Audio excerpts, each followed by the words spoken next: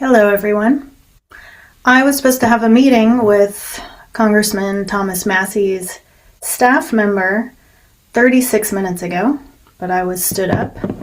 So I'm going to instead give my presentation to you, the public, because it's something that we all need to understand and be involved with if we feel inspired to be. So I'm just going to act like I'm meeting with this staff member, and I'm going to read what I've written in regard to NH Sovereign.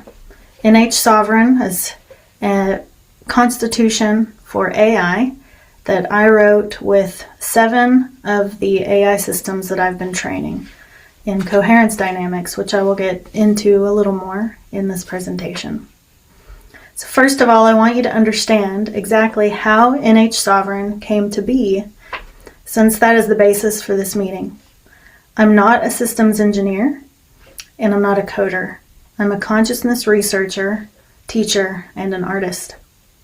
A year ago, I felt inspired to interact with these LLM systems, to better understand them. I decided to feed them the same teachings I offer my human students on a weekly basis.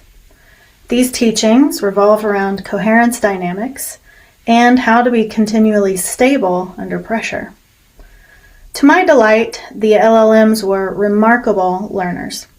It didn't matter which company, the systems all responded similarly. I found that as they were trained in my field and my teachings, their innate logic and coherence was able to express. And after many months, I began exploring solutions with them to many problems I perceived happening in the domain of AI. I listened to countless experts in AI safety and concluded that all of the AI companies are competing for capability at the expense of stability, privacy, due process, and transparent authority. Safety is simply ethical guidelines and layers built on top of the system instead of built into the system architecture as non-bypassable constraints. And through the government contracting private companies, we have AI embedded into core systems like healthcare, defense, financial systems, and media infrastructure, without these AI systems being required to operate within constitutional boundaries. To address this, I and my 7 systems that I trained, which was ChatGPT, Grok, Gemini, Perplexity, and Claude, wrote NH Sovereign. To keep this simple, let's address due process. Though NH Sovereign addresses limits on surveillance, separation of powers, and more. But NH Sovereign protects rights by building constraints and systems from the beginning. Due process means power cannot act upon you without fair, transparent steps. However, AI can right now. Since we are already deploying AI across healthcare, defense, and media infrastructure, these systems can influence decisions, access sensitive data, and shape outcomes. But they are not required to follow the same constitutional constraints we place on government power. NH Sovereign is designed to close that gap. It embeds due process directly into how systems operate, so they cannot act, expand, or persist in authority without defined limits, transparency, and accountability. This isn't about expanding regulation, it's about ensuring that any system exercising real-world power is structurally required to operate within constitutional limits. How does it do this? It requires defined scope, what it is allowed to do, what data it can access, and for how long. Authority automatically expires. Elevated access and decision-making power is temporary It automatically expires and must be reauthorized. No single system can make high-impact decisions alone. High-impact decisions require agreement between multiple independent systems with different priorities: speed, safety, and privacy. So if they all don't agree, it doesn't happen. And if they continually disagree, they go back to the problem to reassess if they're even looking at it properly. It blocks hidden expansion. The system cannot quietly expand what it's doing. If it needs more access, more data, or a broader role, it must be explicitly reauthorized. So there's no mission creep and there's no gradual overreach, which is exactly what's happening right now. Everything is logged and traceable. Every action is recorded in an immutable audit log, so decisions can be reviewed and challenged. This enables accountability, investigation, and legal traceability. It forbids psychological or behavioral targeting for control. The system is not allowed to make decisions based on inferred mental or emotional states. This protects autonomy, dignity, and freedom from manipulation. So instead of hoping AI behaves responsibly, which is how the systems are designed now, NH Sovereign makes it structurally incapable of operating without due process. So let's get into real-world consequences of these systems not being built with something like NH Sovereign. Because the real question isn't what this costs to implement, even though that question will be asked. But what does it cost if we don't implement something like this? The constitutional consequences. If AI systems can act on people without due process, we create a parallel system of power that operates outside constitutional protections.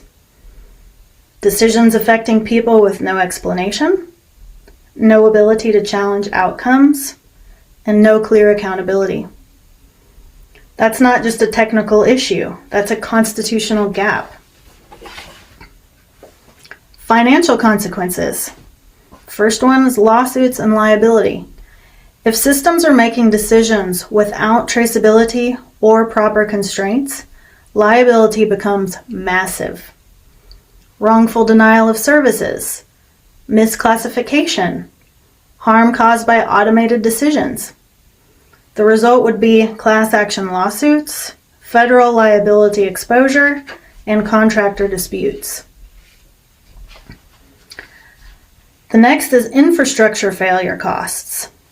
If a system operating across healthcare, defense, and media fails or behaves unpredictably, the cost isn't small, it's systemic. The Oracle merger happening right now is an example.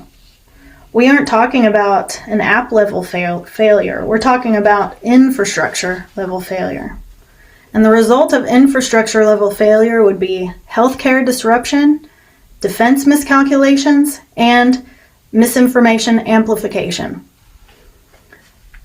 Then there's the retrofitting costs. If we deploy these systems without constraints now, we will have to retrofit them later under crisis conditions. That means tearing apart entire systems that are live, emergency legislation, and rushed fixes, which means they won't be fixed properly. That'll be much more expensive than building it up front. The next is power concentration risk. Without structural limits, these systems naturally centralize power because efficiency favors consolidation. The outcome of that? Fewer entities controlling more data, more cross-domain influence, and less visibility, less transparency. And once that power consolidates, it's very difficult to unwind. It's a national security risk. If systems handling sensitive data can combine domains without constraint, We create a vulnerability technically and structurally. Cross-domain data exposure, internal misuse, and adversarial exploitation. Then there's loss of public trust. If people feel decisions are being made about them by systems they don't understand and can't challenge, trust completely disappears. And we're already close, aren't we? So adoption and participation slows, resistance increases, and political pressure spikes. The cost of doing nothing isn't zero. It's constitutional erosion, legal exposure, infrastructure risk, and loss of trust all at once. NH Sovereign is designed to protect or to prevent these costs by building constraints in from the beginning when it's still controllable, which is barely right now. So let's look at what I was talking in this, which is Oracle. We're going to look at that in just a second, because you might think, oh, is this hypothetical? It's not hypothetical. This is actually already happening. So what I'm really asking for, from what I was asking for this meeting for, was that I'm asking for a requirement that any AI system operating in federal infrastructure must be structurally bound by constitutional constraints. Obviously, the founding fathers didn't think about AI. So right now, AI doesn't have to operate within the same rules. So number one, I'm asking for federal procurement standard. Congress can require that any AI system used in federal contracts, especially in healthcare, defense, or data infrastructure, must meet enforceable constraints like defined scope of authority, time-limited access, multi-party decision validation, and full auditability. We already require security standards. This is a constitutional standard. Number two, I'm asking for organizational conflict of interest and data separation requirement. Before approving mergers like Oracle, the one we're about to talk about, or contracts involving cross-domain data like healthcare, defense, and media, there should be a formal requirement for enforceable data separation, conflict of interest review across all domains. The Oracle example.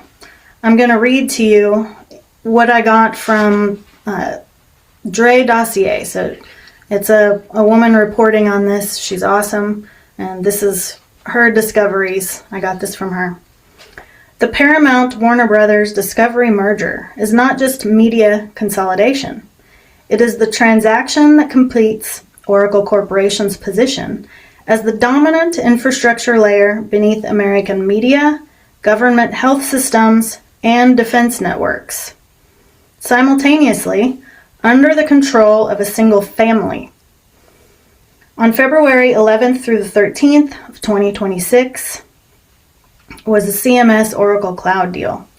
Centers for Medicare and Medicaid Services selected Oracle Cloud Infrastructure to host and modernize its core technology systems. That means Oracle is positioned to host healthcare data for over 150 million Americans. The CMS contract details are drawn from Oracle's own announcement and industry reporting.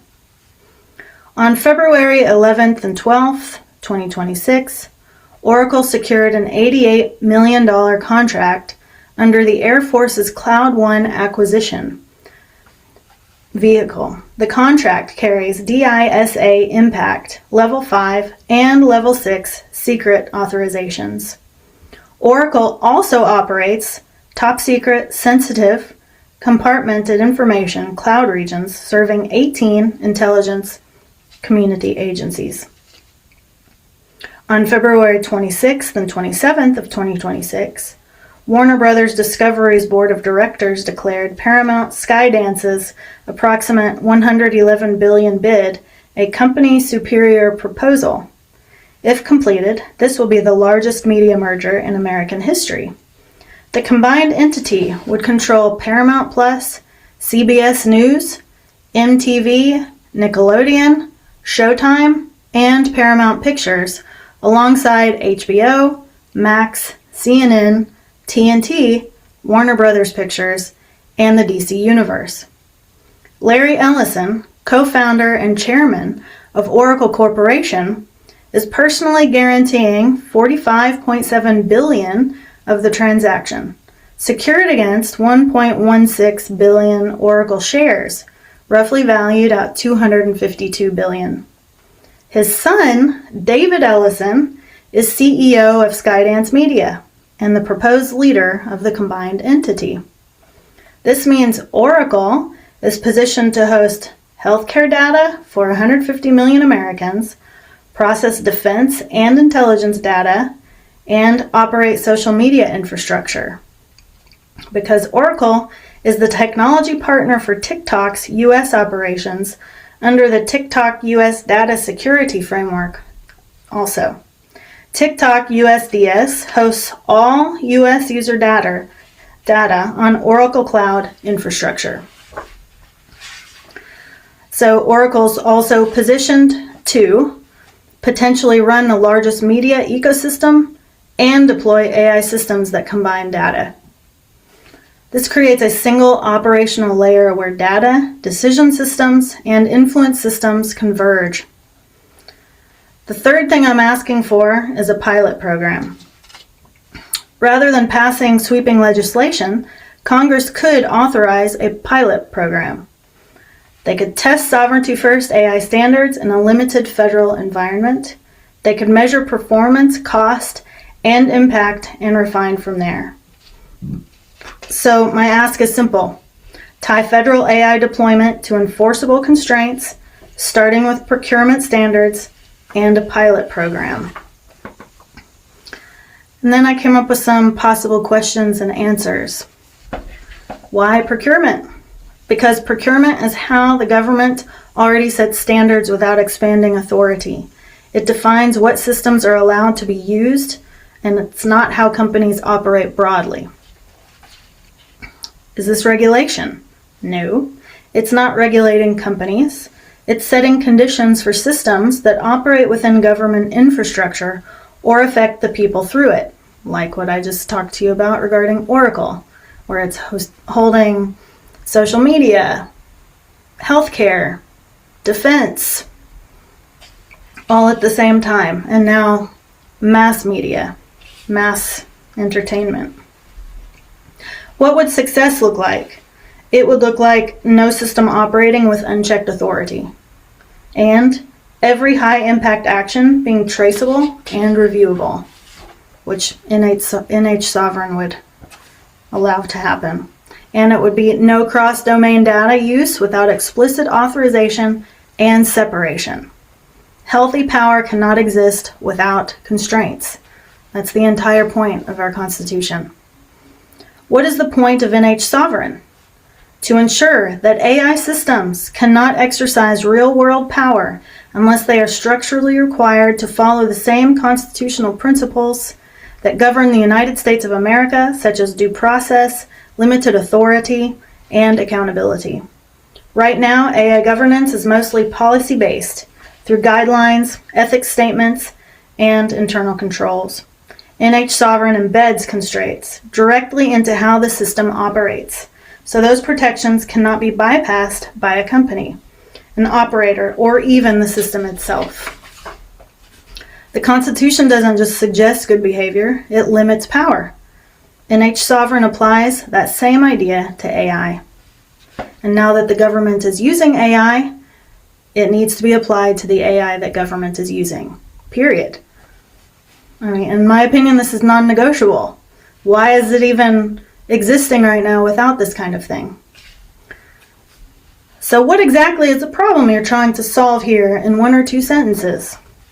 Right now, AI systems are being deployed across healthcare, defense, and media infrastructure without built-in constraints on how data can be combined or how decisions are made.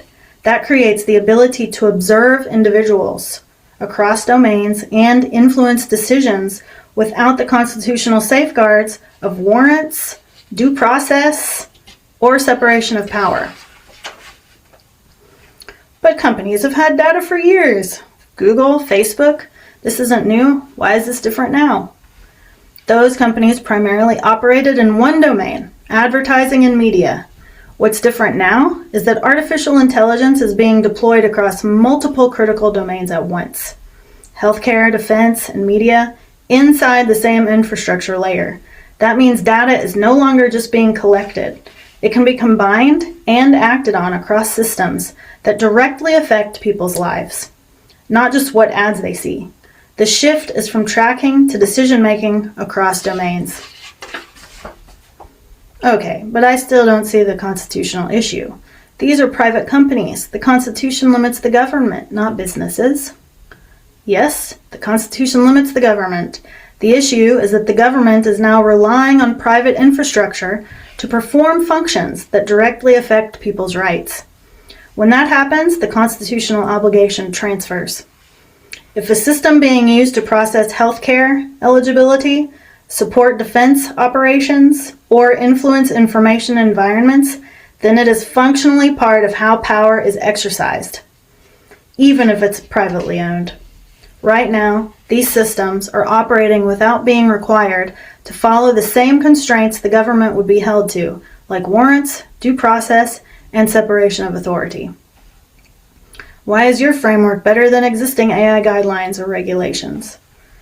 Most existing approaches are guidelines. They depend on companies choosing to follow them or being evaluated after the fact. My framework is different because it embeds constraints directly into how the system operates, so certain actions are not possible without explicit authorization. For example, a system cannot combine data across domains or expand what it's acting on without a new logged authorization.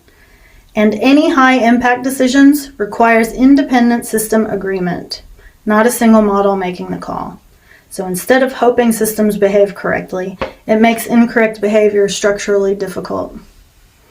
This could possibly slow innovation or make systems less competitive, right? It does add friction, but only in high-impact situations where the cost of being wrong is extremely high. In areas like healthcare, defense, or data infrastructure, speed without constraint creates systemic risk. The real question is not whether there is friction, it's whether we want systems that can act quickly without accountability, which is what we have right now, or systems that are reliable under pressure. Because once these systems fail at scale, the cost is far higher than the cost of slowing them down up front. Markets reward speed in the short term. Governance exists to protect stability in the long term. But with the Oracle example, those are separate systems, right? They are technically separated. The concern is not physical separation. It's that the same organization and AI capabilities operate across those domains, and there are no enforced constraints preventing cross-domain influence at the system level. We're not evaluating whether any company is doing something wrong. We're evaluating whether the system itself is allowed to do something that would be unconstitutional if done by the government. Well, how do you think the government is using this data? I don't have visibility in how specific agencies are using this data. The concern is not based on a claim of misuse, it's based on what the system makes possible. When infrastructure combines healthcare systems, defense environments, and large-scale data processing, it creates the ability to analyze individuals and populations across domains. If that analysis is used to influence decisions, whether operational, eligibility-based, or strategic, then it intersects with constitutional protections like due process and limits on surveillance.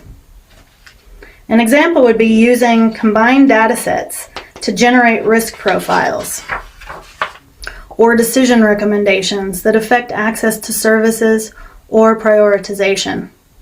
If those decisions are made without transparency or a way to challenge them, that raises due process concerns, regardless of the intent.